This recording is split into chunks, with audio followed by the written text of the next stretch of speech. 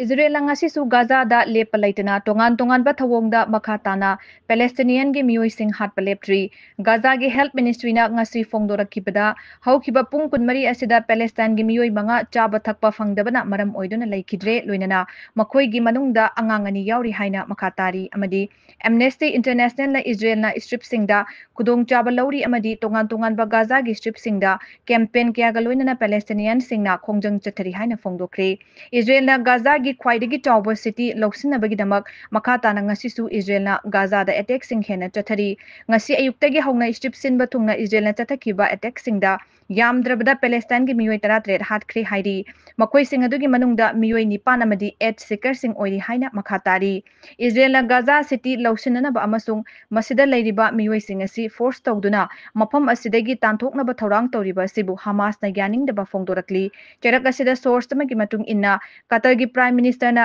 Gaza gi damak ceasefire tawna bagi matangda wari sanana ba ngasi Egypt ta thunglakre hairi